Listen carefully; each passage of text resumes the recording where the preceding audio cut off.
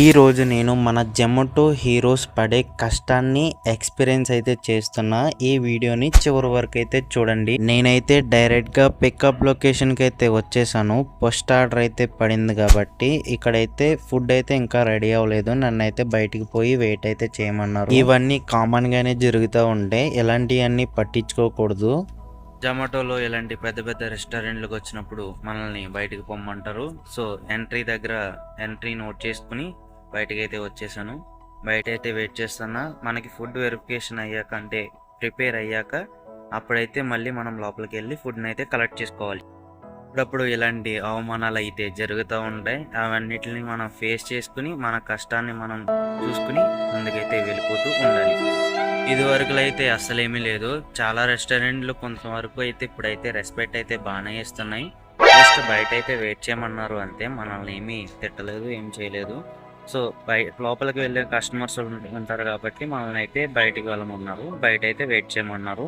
So మనం అయితే బయట పార్కింగ్ దగ్గర అయితే వెయిట్ చేస్తాము.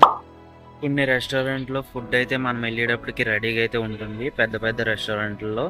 కొన్ని రెస్టారెంట్లు అయితే మనం వెళ్ళాక ప్రిపేర్ అయితే చేస్తారు. సో మనం అయితే వెయిట్ చేయాలి. ఒకవేళ ఫుడ్ ప్రిపేర్ అయిన వెంటనే మనకైతే ఒక నోటిఫికేషన్ వస్తుంది.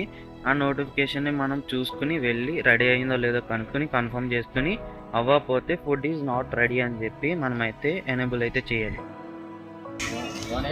93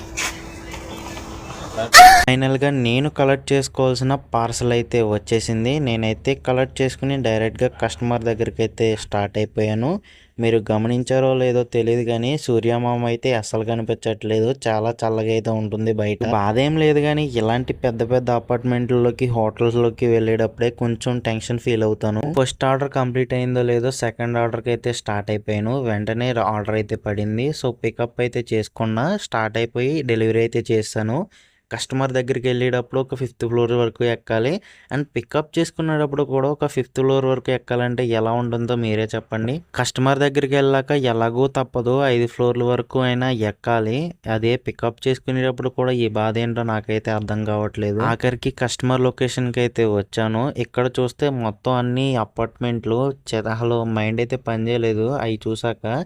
ఒక డోర్ కొట్టబోయి ఒక డోర్ కొడితే నన్ను కొడతారు వాళ్ళే. ఫైనల్గా ఏదోలాగా కంప్లీట్ అయితే చేసుకున్నా. మొత్తానికి ఈ రోజు ఒక 6 ఆర్డర్స్ అయితే కంప్లీట్ చేశాను. నాకైతే 456 రూపీస్ అయితే వచ్చాయి. నేను వర్క్ చేసింది ఓన్లీ 12 PM నుండి 3 PM వరకు మాత్రమే. నాకైతే ఈ ఎర్నింగ్ చాలా వర్త్ అయితే అనిపించింది. చూసుకోకపోతే ఈ డాగీస్ మామ మొత్తం నన్ను ఒక 6 నెలల వరకు పత్తం చేపించేవాడు. జస్ట్ లో మిస్ అయ్యాను. మీకు ఈ వీడియో నచ్చినట్లయితే ఈ వీడియోని లైక్ చేసి ఫాలో చేసి మీ ఫ్రెండ్స్ అండ్ ఫ్యామిలీకి షేర్ అయితే చేయండి. అండ్ ఈ ఛానల్ని సబ్స్క్రైబ్ అయితే చేసుకోండి.